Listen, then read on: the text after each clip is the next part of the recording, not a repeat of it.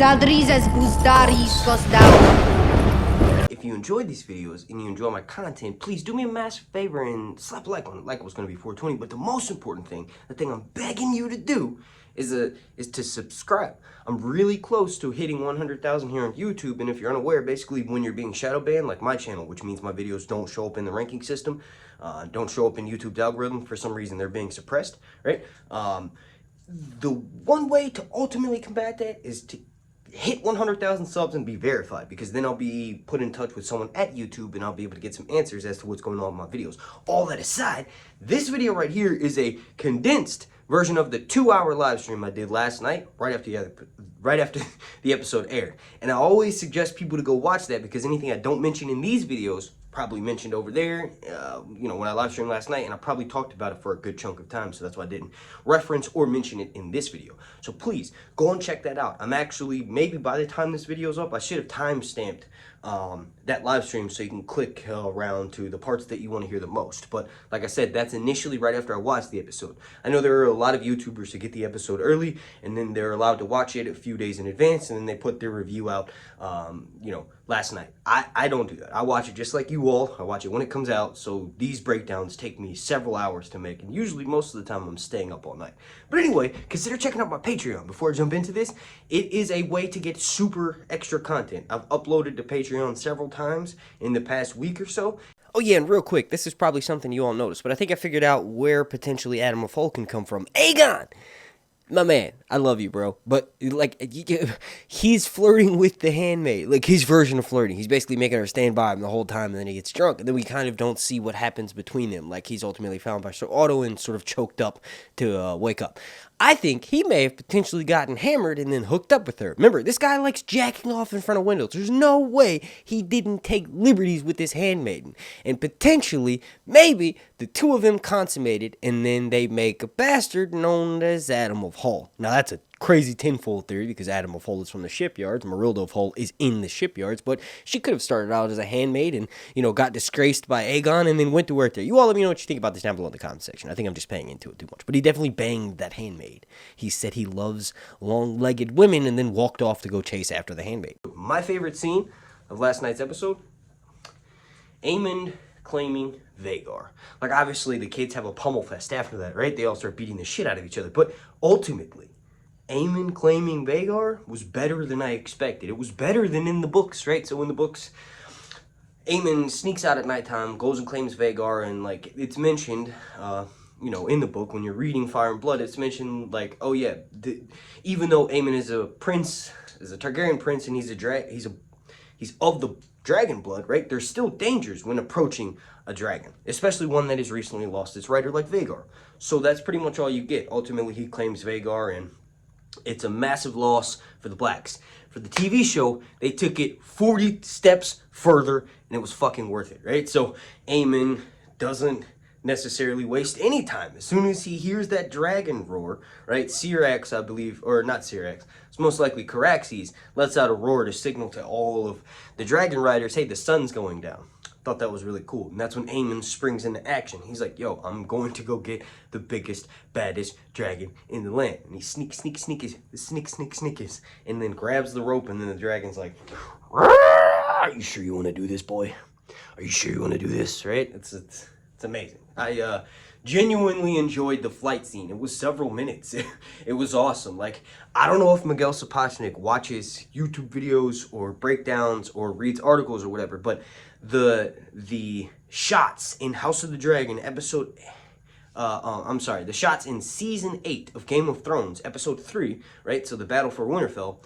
There were several shots where Daenerys' dragons are flying above the skies, and you see the moon in the background. Like, at one point, you see Daenerys on Drogon and the Night King on Viserion, and they're squaring off. And if I'm not mistaken, Miguel Sapochnik, the ex-showrunner who's now a producer, the guy that directed last night's episode, also directed season 8, episode 3. And even if he didn't, it doesn't matter. It's besides the point. I'll put it up on the screen for you. It just had some amazing callbacks to that episode, because that scenery and that imagery of, like, dragons fighting in the night sky is just very powerful. Very, very powerful. I will say that Vhagar's size is immense. Like, they showed you how Vhagar is so big and powerful, but ultimately we're getting teasers for the battle above the God's Eye, because we're seeing how long it takes Vhagar to sort of start to, climb up in the air. And that's key and quintessential to what happens when Vhagar and Aemond goes out, right? This video is called Things You May or May Not Have Missed. Obviously, I tried to go through, last night I pulled all the stuff in my live stream that I could recall off of memory and explained what happened in the books and then obviously what happened on the TV show. So last night when Corlys is talking with his wife, Rhaenys, and Rhaenys is basically like, our daughter's dead. I really don't want to have this conversation right now about the line of succession, right? She juxtaposes, like she propositions Corlys to name Laena's daughters as the heirs to Driftmark. What's really funny is, even though Corlys denies that, and he's like, history doesn't remember blood, it remembers names, and like, they are Jacaerys Velaryon, they're Lucerys Velaryon, they're named of my house, right? History's not going to remember that they're bastards, right? That's basically what he's saying. Right before that, he mentions to his wife, because Rhaenys says, like, oh, on tonight's of all nights, let's not talk about this. He says, oh, I'm sorry, you had a crown plucked from your head. Is it not my job as your husband to defend your claim? And then she's like, dude, not tonight, right? But then when she brings it up, which is basically the same thing that happened to her at the Great Council of 101 AC, he has the opportunity to name his grandchildren, right? Rhaena and Bela, he has the chance to name them as his heirs, which is basically to right a wrong, kind of similar to what happened at the Great Council 101C. But guess what? He says no. He does the same thing they did there with Rhaenys. They skipped Rhaenys because she's a female. He's literally skipping over his granddaughters because they're female. And that's probably something that, you obviously got from watching it, but I just thought it was crazy ironic that this dude was like, I'm just defending your claim, wife. But I have the opportunity to kind of do it now, and I'm not. And I understand what Corlys is saying. It's like, if he had done that, it would cast Rhaenyra and her children aside. It would cast a crazy shadow. It would kind of confirm the rumors that her kids aren't hers. And you know what's really funny? Rhaenyra's fucking lines to Daemon when they go walk off right before they start making love. Literally, she says, I at least tried to maintain appearances. What the heck are you talking about? No, you didn't. You fucked someone with black hair. What? What appearance did you try to maintain, Rhaenyra? Please tell me. Please tell me what appearance. Oh man, the irony of these characters, it shows you that not only are humans flawed and no one is, all the way good or all the way bad, but these characters are terrible. Like, they're tragic. Like, they are so hypocritical. They don't even realize what's coming out of their mouth half the time. One thing that I really saw, we were just kind of talking about Rhaenyra's bastard children, with Lucerys, this was really cool. When Corlys talks to Lucerys and says, one day, lad, this will all be yours. Really interesting scene, because right after that, if you remember, Lucerys says, I don't want it. I don't want it. Remember, Jon Snow had that line like 3 times in the last season? Like, he's like, I don't want it. I don't want the crown. That's awesome. And there's something there, in my opinion, and I'm probably, going off on too much of a tangent here, or reading into it too much, but I feel like the fact that a half Firstman and half Targaryen refused the crown repeats heavily in the books. Like, obviously, Jon Snow is blood of the Firstman. He's half Stark, and then he's also half Targaryen on his father's side, Rhaegar, right? So he's got the same DNA composition as Lucerys, and he doesn't want it. And then, if you'll remember, Bloodraven, right? Bloodraven is half Blackwood, so he's half blood of the Firstman, half Targaryen. And he technically never, sits the Iron Throne, but by going to the Wall willingly and staying up there, after he goes north and becomes the Three-Eyed Crow, it's kind of a theme. Like, the best mix for a ruler is someone who's half Targaryen and half blood of the Firstmen, because then you have that strong connection to the Firstmen that were in Westeros, and then also the Targaryens who came over to sort of help prevent the Long Night and unite Westeros. So you have connections, long-running deep roots in Westeros. And also, the greatest ruler, for the most part, is someone who doesn't want to do it. They realize how great of a responsibility it is. And Lucerys mentions, like, yo, if I'm the Lord of Tides, then everybody else is dead, right? That means all of the people that I love and care about, all the people I grew up with, are dead. So Something about having the blood of the First Men and the blood of the Targaryens, the Valyrians, running through you makes you make wiser decisions. And if you're unaware, the connection I'm making is how strong claims and boasts of their blood of the First Men. They're the rulers of Harrenhal, and Harwin is Lucerys' father. Okay, so and then also at the very beginning of the episode, I think it's like 4 minutes, 19 seconds, 4:20. At 4:20 in the episode, haha, that's the like goal for this video. Please slap a like on it. But at 4:20 in the episode, we get our first glimpse of count them, baby. 1, 2, 3, 4, 5 dragons on screen. This is crazy. All right, so way off in the left-hand corner, we have, I believe that's Vhagar, right? And then the long neck, long body, weird shape, long leg, shark fin boy. Right? That could actually be Melee's up there in the corner, right? But why would Rhaenys be riding her dragon when she literally lives at the location they are currently at, right? High tide. Or Driftmark, right? So there's quite a bit of confusion in between those two locations. But that's besides the point. So we got probably Vhagar up in the corner. We got Caraxes right above the castle. And then that's Dreamfire. That's Helena's dragon. And Dreamfire is responsible for laying so many clutch of eggs. She's like the mother of a lot of dragons. Like the mother of Daenerys' dragons. In particular, this is why she looks so much like Drogon. We saw her when Aemond went into the dragon pit and got scared in the pink dread, right? In that whole scene in the last episode. Then, in the bottom right, that is our first image of Sunfire the Golden, the most beautiful dragon to ever exist in Westeros. I am so excited. I am everybody's in mourning in this scene, and I am mourning the fact that we didn't get more of a close-up of Sunfire. Oh my gosh.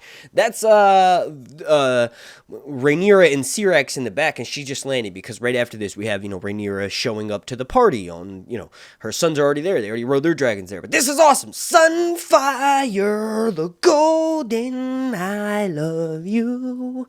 I love everything about Aegon's character, but this was really cool. Really cool. Dragons in the sky. Dragons mean you die. You better watch out, because dragons rule the sky. The deep fans know that I made that song, right? I didn't make it. It's Ariel's, but I sang about dragons. And it was like one of my favorite things that I just made up for a video. So yeah, that's really cool. Dragons, baby!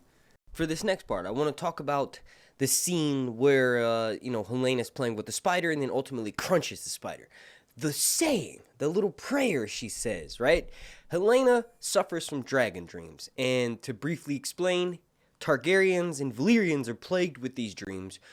We would assume that the Valyrians of the Valyrian Freehold had these abilities as well, right? For the most part, any race that has some sort of special ability, it's usually a similar type of thing. So the Valyrian sorcerers would use black candles to speak across long distances, and they would also be plagued with, since they touched in fire and blood magic, they were also plagued by these dreams, right? And, for the most part, everybody that has these dreams, that's a Targaryen in the main story, and then in this show, they're changing canon a little bit and giving characters dreams that didn't necessarily have them, or they may have had them, right? So it's kind of rumored that Helena's a little bit off. She's not all the way there, and that's because she has these dragon dreams, and Aegon called her an idiot, right? So basically anybody that has these are tormented by them. And if you want a more in-depth, I went on a 20-minute rant last night, which is the link to this video in my live stream. That's linked down below in the descriptions. But basically, it's just a premonition of the future, and a lot of the times, the visions that the Targaryens get that have these dragon dreams, they have the dreams twisted and manipulated, and they feel as though they are actually in the dream themselves. So they'll misinterpret them and think that, for instance, Aegon the Unlikely thought that he was Daenerys and killed his whole family because he thought that when she brought back dragons and walked out of the funeral pile, he thought that was him because he could feel the same emotions as her. So these dragon dreams are crazy. But literally, what Helena's doing is not that mysterious. She's killing the spider. She's saying a spool of red, a spool of green. A tapestry is being made, basically. And that tapestry is declaring war between the two factions of House Targaryen.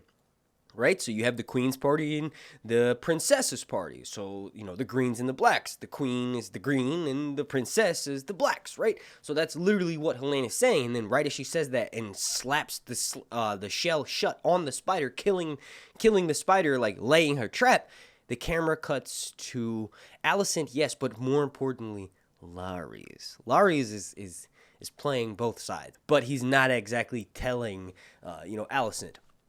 I will say that Buddy does not care if he stares. He just doesn't care at all. Like, he's just straight up staring at her, and it's really funny. So, the spider, in that metaphor that Helena is giving, is Lares, right? So, Varys the spider. Lares is very much a spider. His heraldry is different, right? He's of House Strong, right? But he doesn't use that. He uses a firefly, right? I talked about that in my last episode 6 breakdown. But basically, that firefly in nature is a symbol of light and dark. You can't have light without the darkness. And if firefly is not consistently lit, the light goes in and out. So Lares doesn't necessarily do fully dark things. He does light things as well, but he is still treading that path in between, and that's what the Firefly sigil represents.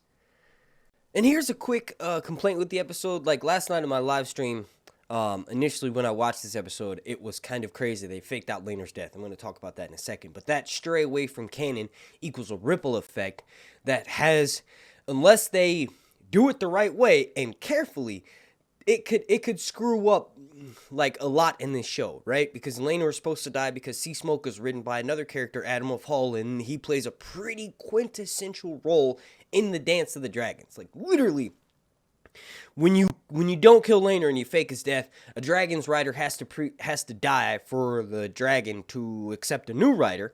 Like, the previous rider has to have the bond destroyed, and I guess you could argue that Sea Smoke will just be abandoned by Laenor, and that'll break the bond, but I think ultimately Laenor still will die, and like I said, I want to talk about that here in a second, but the complaint is that we still have not got Mushroom. What the heck, dude? Like, we saw this Mushroom type character, right? It was a dwarf in episode 5, but there was no confirmation that was Mushroom. Mushroom was at Laena's funeral. In the books, Mushroom is the one who tells us, hey, Aegon actually said, we all know it, Father. Just look at them. That was a line straight from the books. I love that line. Aegon. I want to talk about Aegon in a second. But, like, Mushroom, where is he? Where is he? Let me know down below. Like, are you guys upset, just like I am, that Mushroom has not had a line of dialogue or anything, or he might not even exist, or he would have been the guy drumming at the wedding? That was the first dwarf we've seen on this show, but it's just like, what the hell? Where's Mushroom? We need him. We need to see his giant cock on screen. Like, he says he's got a big head, and everybody likes his version of the story the best, in my opinion. Like, his version of the story is the best version of Fire and Blood. So let's talk about Aegon real quick. So, I just mentioned him. Aegon says, we all know it, Father. Just look at them. Aegon's story is tragic. Like, not quite as tragic as Aemond. Aemond is my favorite character on the Greens, by far, right?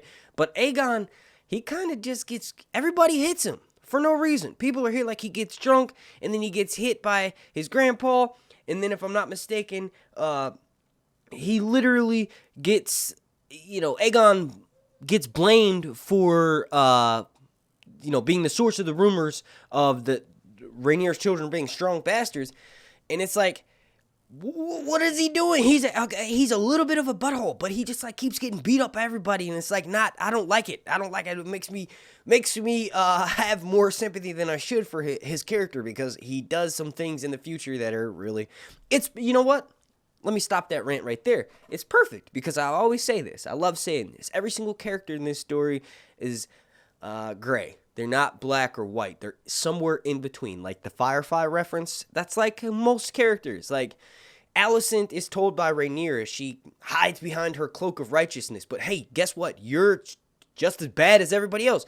The worst thing she did was allow Larys to kill his father and brother. And you could argue that, she didn't directly say, hey, Larys, go burn down your father while he's sleeping and kill him and allow my father to come down his hand, but she literally did that. She kept saying to him, she got mad at Larry's in that conversation they had over dinner where she's like, no, but my father will have my back. And basically when she said that, and the determination and the input that Larry's picked up from her when she was putting it down is a roundabout way of saying, yes, I will do whatever I need to get my father back into the court, into the king's good graces. And the only way to do that is by removing the current hand. Lionel Strong, Larry's his father, right? And also, Harwin. It's It's going to be really interesting to watch these characters flip back and forth. Like, it is so crazy that they can go, in my opinion, in one episode from me hating them at the beginning of the episode to me feeling something for them halfway through, and then by the end, oh, they're my new favorite. Like, that's what's so great about this show. Now, the next part I want to talk about is a dual tandem one, right? So Rhaenyra and Daemon having sex on the beach while Vhagar's being stolen. Really intense scene. Like, the sex scene was very tasteful. It's interesting because Miguel Sapochnik, as a man, directed this episode, and the sex scene was almost as equally tasteful as when Claire Kilner directed the episode, where Rhaenyra tries to hook up with Daemon and then ultimately hooks up with Cole. Both of those two sex scenes are very tasteful, right? I will say that I kind of hoped we would get to see Rhaenyra's titties, but we didn't. So maybe there's a chance we'll get to see them later on in the show. I mean, that's just a personal thing of mine that I'm sure there's other people that agree with me. Also, the wedding. Holy crap, that was. I didn't realize that they drank that much blood. Like, that's a vampire Valyrian ceremony. Also, their kids in the background are permanently scarred from this, right? One thing that may be interesting is because they sort of forced their kids to watch this marriage. I wouldn't be surprised if Daemon's children, who literally don't really look anything like him, but the children that he has with Laena, the dragon twins, Baela and Rhaena, I don't know if they made them twins on the show. I think Rhaena's a little bit older than Baela. But I wouldn't be surprised if they have some anonymity towards their father for marrying Rhaenyra right in front of them, literally a few days after their mother's funeral and after Laenor dies. And those two girls are probably going to hate Daemon a little bit. I wouldn't be surprised if they sort of just think of him as a sort of I guess a parental figure, but not like a father, right? That's kind of how I feel their relationship should be because of what Daemon's been doing. But mind you, time sort of heals all wounds, and there's another time jump in this next episode. We get to finally, been waiting for this. I love seeing the younger versions of the actors. I love seeing the build up to the character, but I want to see the characters that we're going to know for the rest of this series, because we're only going to have a few more seasons with them, because at most I think the show's only going to be 4 seasons. So I cannot wait to finally watch our boy Aemond MILF Hunter once the Alice Rivers doesn't give a Aemond.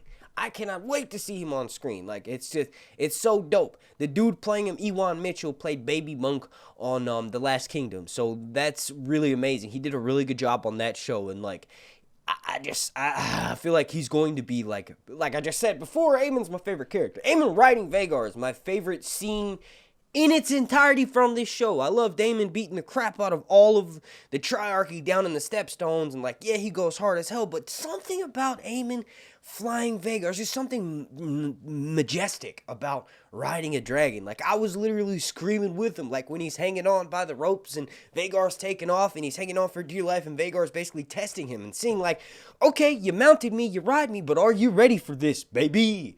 And she cuts through a flock of seagulls and the seagulls almost whip at his face and he's like, oh crap. And then she dives down. It's that whole scene was just amazing, so good. But I feel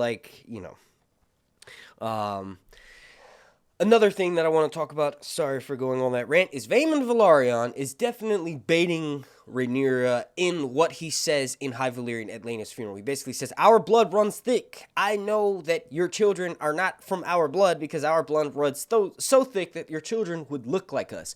Both of the kids' parents have white hair, but they don't. So Vaemond is basically setting himself up to get his head chopped off and then fed to Syrax in the next episode, because that's what happens in the books. Vaemond is literally, a lot of people, and myself included, kind of get him mixed up with the Silent Five, because the Silent Five are Velaryon cousins, but Vaemond in this show is not a Velaryon cousin, or a nephew rather. He's actually the younger brother of Corlys. So he has a very legitimate claim to Driftmark. And what ends up happening in the books is Rhaenyra finds out that he's making these claims and wants to usurp, Driftmark from her. So Daemon gets dispatched by Rhaenyra to go out and kill Aemond Velaryon, cut his head off, and then his carcass is fed to Syrax, Rhaenyra's dragon. So that sort of takes care of that. And then there's more people, obviously, in House Velaryon, and the cousins are the ones who take up Vaemon's claim. And they go and see Viserys. And remember, Viserys just said in this episode, anybody who says the thing that nobody should be saying, which is basically Rhaenyra's children are legitimate. If anybody says they aren't legitimate, he's going to take off their tongues. And that's what he does to the Silent Five, is he ends up taking their tongues, and it's going to be really intense to watch. Finally, Viserys will start to have some balls. In the next episode, we saw that he's, from a teaser that we got a few weeks ago, that he's wearing that mask, and I'm showing you that picture right now. So he's just going to continue to fall apart. And the last couple things I want to talk about for this video, remember, if there's anything that you think I missed, I probably didn't. I probably mentioned it in my live stream and went on a really good rant, and I want more people to start watching those live streams, because that's sort of the best way to get my who I am as a content creator, because you can see, like, yeah, I'm spaced out in those live streams, but it really, I just go watch the live stream. Anything that you think I missed or didn't talk about in this video is probably mentioned in that live stream. So the fighting of the kids, that was really good. Like, we saw Lucerys, we saw Jacaerys, Rhaena, and Baela all try to beat Aemond, and Aemond ended up getting the better of, well, most of them, right? So it's really cool. Leo Ashton said, like, this scene is kids pummeling each other. Leo Ashton is the actor who's playing a younger version of Aemond. And I will say the sound effects were intense. It was like I was watching a kung fu movie from the 70s. It was like whoosh, whoosh, whoosh, whoosh, whoosh. It was nuts. That's how it sounds when you're smacking the shit out of someone in real life. So that was really cool. Another thing, and this is kind of like something that we've already sort of, I've mentioned several times, is the fake out death. Like, this does not happen in the books. Laenor in the books is killed by Carl Corey because Carl Corey gets jealous of Laenor getting a new favorite. So Carl Corey kills Laenor in a duel and then escapes, but then is killed at the Narrow Sea. So the rumors surrounding that are that Daemon hired Carl Corey to kill Laenor in order to open Rhaenyra up for marriage. That's kind of what happened in the TV show, but not really, because Laenor's still alive. Laenor shaved his head. We knew this was coming. We saw pictures while they were filming of him in the boat with Carl Corey with his head shaved. So we thought, hey, that's kind of weird because he's wearing a costume very much that's in scene. Like, he's filming with a bald head, so something is going on there. What I think, and I if you want more in depth, obviously go watch the live stream, but what I think is happening with that is they wanted to basically allow a character some sort of happiness in this gloomy story. But ultimately, Sea Smoke and the bond that Laenor has, the only thing that can sever that is death. In the books, in canon, the only thing that can sever a dragon rider's bond with another rider, a dragon and its rider, the only thing that severs that bond is death. Either the death of the rider or the death of the dragon, right? And even when the dragon dies and the rider survives, no rider has ever taken on two dragons, ever. That's why Daenerys is going to have to find two other riders for her dragons, because she's already bonded with Drogon. So yes, she is the mother of Viserion and Rhaegal, but she'll eventually have to find new riders. She'll have to find riders for them, because she can't control her dragons. Like, a dragon is at its best when it's being ridden by a rider. So two minds are better than one, kind of thing. In canon, Adam of Hall rides Sea Smoke, and that helps strengthen his claim that he's actually Laenor's bastard son. And Corlys legitimizes Adam of Hall and Alon Oakenfist Velaryon, right? He legitimizes them, but Laenor's gay. Everyone knows this. Laenor never showed an interest in women, so they're likely Corlys' bastards. But Adam of Hall has to ride Sea Smoke, one way or another. Either Laenor just rides off in the sunset, we figure out that he spent so much time away from his dragon that the connection they had was ended, right, or spurned, like Sea Smoke thought he was actually dead. So that could be a thing, and then maybe Laenor will come back. It just doesn't make sense. Like, if they're going to sort of just allow him to ride off into the sunset, he either needs to stay gone from the show and not participate in the dance, which would just be crazy, especially when the dance kicks up. Or he just is allowed a temporary relapse and is allowed to have happiness somewhat, but then ultimately dies, or Carl Corey it's insinuated in that conversation that Corey has with Damon that Carl is like obviously looking for, a new patron. Like he needs someone to pay his way in the world because he's just a landless knight, which is basically someone who was promoted to the title of knighthood, but they don't actually have any lands with them to, give them more of a higher up in society. So there's potential for Laenor to be killed later on, and they just sort of wanted to give a moment of happiness, not just for his character on the TV show, but also for the audience. It's like not every single Velaryon is going to die every episode, because ultimately Lucerys Velaryon is going to die, in the next couple of episodes as well. So that could be why they did this. And yes, it does diverge from canon. Yes, it is scary because it ultimately could make a ripple effect of something similar that happened with the main Game of Thrones show by cutting someone as small as Jane Poole, right? It could be a ripple effect that adds for terrible writing decisions that have to be made because of this choice in the first season, but that's probably just my fears getting the better of me. The amount of work and effort and energy and time that the showrunners, the writers, the directors have all put into this show, I have the utmost faith that this writing choice will come back and pay off greatly. And at this point, I've covered and talked about probably everything that happened in that episode between this video and my live stream last night. Please, if you enjoy my content, slap a like on it. Like goal is going to be 420. And then also, make sure you subscribe and turn those notifications all the way on. It's at a 10, but turn it on to an 11 because 11's louder. And that way, you'll get alerted every single time I go live here on YouTube or whenever I drop a video. The most important thing, I'm going to be entertaining you all throughout the long night, which is the wait from House of the Dragon Season 1 to Season 2, which is also the wait for Game of Thrones to the Jon Snow show, for Dance with Dragons to the Winds of Winter. I continuously put out content. And also, so make sure you subscribe, right? And then if you want to go a little bit further and you want even more exclusive patron-only content, like initially I was going to upload some of that content here to YouTube, but I've decided not to. YouTube can't censor me on my Patreon. So I get to say whatever I want. I get to talk how I want. I get to use my own colorful language and don't have to worry about being demonetized. So that is what you get if you join my Patreon. And you can join it for as little as $1. And there's 3 clips, 3 podcast episodes that have never been uploaded to YouTube. So you can go listen to those right now for as little as $1. But if you can't do any of that, thank you for watching. So please, if you can, do those things, slap a like, subscribe, check out my Patreon. But if you can't do any of that, thank you, like I just said, for watching. That's the best thing you can do for anybody that you like here on YouTube.